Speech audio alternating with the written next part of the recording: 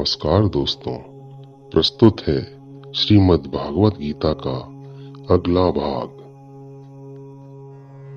देवान् भावयतानेन ते देवा भावयन्तु वः परस्परं भावयन्तः श्रेयः परमवाप्स्यथ। ब्रह्मा कहते हैं कि यज्ञ से सब लोगों को, देवताओं को खुश करना चाहिए और फिर वो देवता खुश होके हम सबकी भलाई करेंगे। इस प्रकार निस्वार्थ भाव से एक दूसरे को उन्नत करते हुए तुम लोग परम कल्याण को प्राप्त हो जाओगे। यज्ञ तरीका है देवताओं को खुश करने का और उसके बदले में देवता आपको खुश रखते हैं, आपकी उन्नति करते हैं। इसलिए काम शुरू करने से पहले, कुछ भी शुभ करने से पहले ईश्वर का नाम लेने का विधान है। यही ईश्वर का नाम जब सही तरीकों, सही पद्धति, सही मेथड्स के साथ किया जाता है, उसे यज्ञ कहते हैं। यज्ञ को अपने और देवताओं के बीच का एक मीडियम मान लीजिए, जिससे दोनों के बीच संबंध बना रहता है।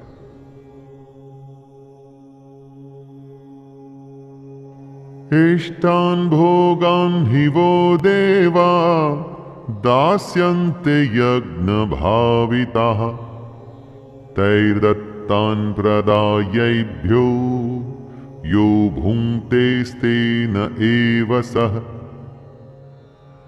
यज्ञ करके जब आप देवताओं की पूजा करते हैं तो वे आपके बिना मांगे ही आपकी सारी इच्छाओं को पूरा कर देते हैं।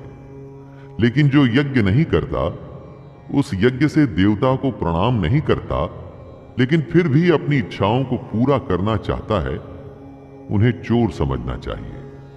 कुछ देने पे कुछ मिलता है, कुछ करने से कुछ मिलता है।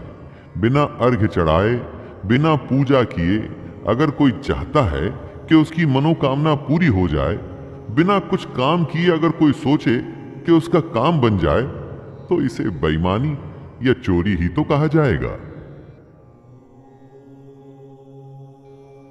यज्ञशिष्टाशिनः सन्तो मुच्यन्ते सर्वकिल्बिषैः भुञ्जते ते त्वघं पापा ये पंचन्त्यात्मकारणात्। यज्ञ से बचे हुए अन्न को खाने वाले श्रेष्ठ पुरुष सब पापों से मुक्त हो जाते हैं, और जो पापी लोग अपना शरीर पोषण करने के लिए ही अन्न पकाते हैं, वे तो पाप को ही खाते हैं। हम क्या सिर्फ खा के जिंदा रहने और फिर मर जाने के लिए पैदा होते हैं? ऐसे जीवन का क्या मतलब हुआ? अपने जीवन का पर्पस, उसका उद्देश्य हमें समझना चाहिए। इस ब्रह्मांड में हम क्यों हैं, क्यों हमें ईश्वर या मोक्ष को प्राप्त करना है, इन सब को समझने के लिए ही यज्ञ जैसे अनुष्ठान किए जाते हैं। जो लोग यज्ञ या ईश्वर को याद किए बिना सिर्फ अपने जिंदा रहने में ही लगे रहते हैं, उन्हें चोर समझना चाहिए। अन्नान् भवन्ति भूतानि पर्जन्यादन्न संभवः यज्ञान् भवति पर्जन्यो यज्ञः कर्म समुद्भवः कर्म ब्रह्मोद्भवं विद्धि ब्रह्माक्षर समुद्भवं तस्मात् सर्वगतं ब्रह्म नित्यं यज्ञे प्रतिष्ठितम्। अगर अन्न खत्म हो जाए तो सब खत्म हो जाएंगे। संपूर्ण प्राणी जगत, हर कोई अन्न से उत्पन्न होते हैं। अन्न की उत्पत्ति वृष्टि से होती है, यानी कि बारिश, और बारिश यज्ञ से होती है, और यज्ञ कर्मों से होते हैं, और कर्म की उत्पत्ति वेद से। हमारी संस्कृति का सारा ज्ञान वेद से ही तो आया है। कर्म क्या है, उसकी परिभाषा भी वेद से आई है, और वेद परमपिता परमात्मा से उत्पन्न हुए हैं। वेद ईश्वर से आया ज्ञान है। वेद से आगे और वेद से बड़ा कुछ भी नहीं। इससे दोस्तों ये सिद्ध होता है कि यज्ञ और ईश्वर में सीधा संबंध है। एवं प्रवर्तितं चक्रं नानुवर्तयतीह यः अघायुरिन्द्रियारामो मोघं पार्थ स जीवति। कृष्ण कह रहे हैं, हे पार्थ, जो पुरुष परंपरा से नहीं चलता, जो सृष्टि चक्र प्रकृति के नियमों का पालन नहीं करता, मतलब जो अपने कर्तव्य का पालन नहीं करता, वह इंद्रियों के द्वारा भोगों में रमण करने वाला पापायु पुरुष व्यर्थ ही जीता है। ऐसा पुरुष, ऐसा इंसान बस इंद्रियों के वश में होकर के जिंदा रहता है, जीता है और मर जाता है। उसके जीवन मृत्यु का चक्कर चलता ही रहता है, चलता ही रहता है। ऐसे इंसान के जीने और मरने का कोई मतलब नहीं। वेदों में, ग्रंथों में जो ज्ञान, जो नियम बनाए हैं, उनका मतलब है, और उस मतलब के अनुसार हमको अपना जीवन जीना चाहिए। यस्वात्मरतिरेव स्याद् आत्मतृप्तश्च मानवः आत्मन्येव च सन्तुष्टस्तस्य कार्यं न विद्यते। कृष्ण कहते हैं, जो मनुष्य आत्मा में ही रमण करने वाला और आत्मा में ही तृप्त तथा आत्मा में ही संतुष्ट हो, उसके लिए कोई कर्तव्य नहीं है। आत्मा का मतलब यहां सबसे बड़ा सच है, और जो सत्य को समझता है, सत्य में ही खुश होकर सत्य में ही रहता है, उसके लिए कोई कर्तव्य नहीं। जिसको ज्ञान प्राप्त हो चुका है, जो जीवन की सच्चाई जान चुका है, सिर्फ वो ही ऐसा है जिसके लिए कर्तव्य का कोई मतलब नहीं। लेकिन ऐसा कोई लाखों करोड़ों में ही एक होता है। बाकी हम सबके लिए कर्तव्य ही सब कुछ है। संजय उवाच नैव तस्य कृतेनार्थो न कृतेनेह कश्चन न चास्य सर्वभूतेषु कश्चिदर्थव्यपाश्रयः। संजय श्री कृष्ण के ज्ञान को हमें आगे बता रहे हैं कि ऐसे महापुरुष जो आत्मा को, सच को जान चुके हैं, उनके लिए कर्म करने का कोई प्रयोजन रहता ही नहीं।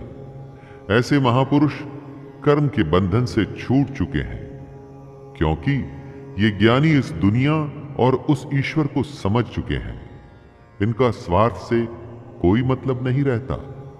इसलिए ये महापुरुष हमारे जैसे लोगों से एकदम अलग है। इन पर वो नियम लागू नहीं होते जो हमारे जैसे दुनियादारी में लगे हुए लोगों पर लागू होते हैं। दोस्तों, इसे कुछ ऐसे समझिए कि जिसे ईश्वर मिल गया हो, उसे फिर और क्या चाहिए? वो फिर कोई और कर्म क्यों करे?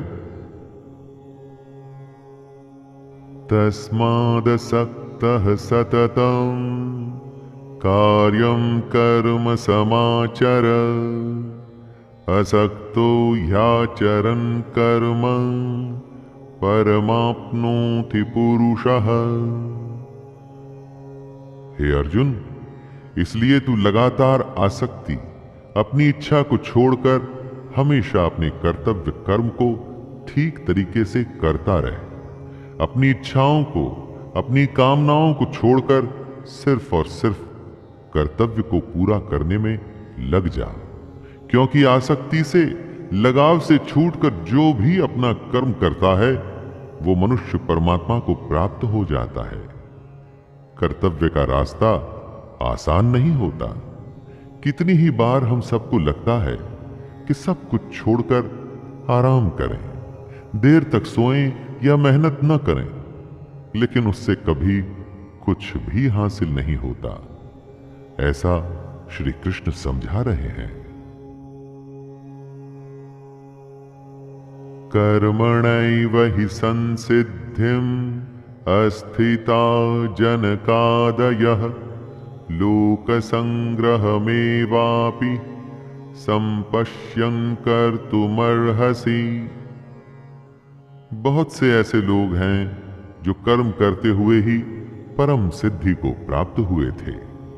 बहुत से ज्ञानी महापुरुष तो ऐसे होते हैं जो आत्मा की सच्चाई को पहचान जाते हैं, लेकिन बाकी लोगों के लिए सिर्फ कर्म ही एक रास्ता है अगर उन्हें जीवन में कुछ करना है तो। अगर आप चाहते हैं कि आपके जीवन का कोई मतलब हो, जन्म लेना, जिंदा रहना और फिर मर जाना, इस बेकार जीवन से बचकर अगर आप कुछ करना चाहते हैं तो आसक्ति यानी अटैचमेंट से बचते हुए आपको अपना कर्म करना चाहिए और अपने कर्तव्य को पूरा करना चाहिए। यद्यदाचरति श्रेष्ठस् तत्तदेवेतरो जनः स यत्प्रमाणं कुरुते लोकस्तदनुवर्तते। लीडर जो होता है ना, वो आगे चलता है और बाकी सब उसके पीछे पीछे। इसलिए आपको यह फैसला करना है कि आप आगे चलने वाले हैं या पीछे। कृष्ण कहते हैं कि श्रेष्ठ पुरुष जो जो आचरण करता है, अन्य पुरुष भी वैसा वैसा ही आचरण करते हैं। वो जो कुछ प्रमाण कर देता है, समस्त मनुष्य समुदाय उसी के अनुसार बरतने लग जाता है। कहने का अर्थ है, जो हमारे आदर्श होते हैं हम उन्हीं को फॉलो करते हैं। किसी भी फील्ड को ले लीजिए, कुछ ऐसे लोग होते हैं जो उस फील्ड में सर्वश्रेष्ठ होते हैं और पूरी दुनिया उन्हीं के जैसा करने की कोशिश करती रहती है। लीडर एक होता है और फॉलोअर्स अनगिनत। तो दोस्तों, आप क्या बनना चाहते हैं, आगे या पीछे? यानी कि आप आगे चलना चाहते हैं या सबके पीछे? न मे पार्थास्ति कर्तव्यं त्रिषु लोकेषु किंचन नानवाप्तमवाप्तव्यं वर्त एव च कर्मणि। कृष्ण कहते हैं, हे अर्जुन, मेरा इन 3 लोकों में कुछ भी कर्तव्य नहीं है और ना ही ऐसी कोई वस्तु है जिसे मैं प्राप्त नहीं कर सकता, तो भी मैं कर्म में ही बरतता हूं। श्री कृष्ण से बड़ा लीडर कौन होगा दोस्तों? लेकिन वो भी कर्म करते हैं, वो भी कर्म करते हुए अपने कर्तव्य का निर्वाह करते हैं। कृष्ण ने महाभारत में भाग लेने से मना नहीं किया। उनकी नारायणी सेना कौरवों के साथ थी, लेकिन वो खुद अर्जुन के साथ, वो अर्जुन के सारथी बने। जब कृष्ण अपना कर्म करके अपने कर्तव्यों को पूरा कर रहे हैं, तो हम कौन होते हैं, हम क्या हैं, फिर हम क्यों न करें? यदि हय्यहं न वर्तेयं जातु कर्मण्यतन्द्रितः मम वर्तमानुवर्तन्ते मनुष्याः पार्थ सर्वशः। कृष्ण कहते हैं, हे पार्थ, अगर मैं कर्मों को करने में सावधानी न बरतूं तो बड़ा अनर्थ हो जाएगा। हर कोई श्री कृष्ण को फॉलो करता है। अगर आपका लीडर ही कुछ नहीं करेगा, अगर भगवान ही कुछ नहीं करेंगे, तो मनुष्य तो सब कुछ करना छोड़ देंगे। जो सबसे बड़ा होता है, लीडर होता है, सर्वश्रेष्ठ होता है, सब उसके पीछे चलते हैं। अब अगर कृष्ण ये सोचते कि मैं तो भगवान हूं और मैं कर्म नहीं करूंगा, तो उन्हें किसी और को ज्ञान देने का क्या अधिकार रह जाता? ईश्वर होते हुए भी उन्होंने अपने हर कर्तव्य का पालन किया, कर्म से कभी पीछे नहीं हटे। उनके पग चिन्हों पर ही अब हमें चलना है और कोशिश करनी है सर्वश्रेष्ठ बनने की। यदि उत्सिदेयुरिमे लोका न कुर्यां कर्म चेदहं शंकरस्य च कर्तास्याम् उपहन्यामि महाप्रजाः। कृष्ण बता रहे हैं, यदि मैं कर्म न करूं तो ये सब मनुष्य नष्ट भ्रष्ट हो जाएं और मैं संकरता का करने वाला होऊंगा तथा मेरी वजह से सारी प्रजा नष्ट हो जाएगी।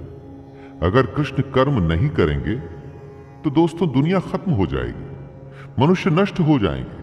सोचिए, ये दुनिया उन्हीं की तो लीला है, माया है, खेल है, और जिसने खेल को रचा है अगर वो ही अपना कर्म नहीं करेगा तो दुनिया में क्या बचेगा? चाहे वो ईश्वर हो या साधारण इंसान, नियम तो सब पर लागू होते हैं।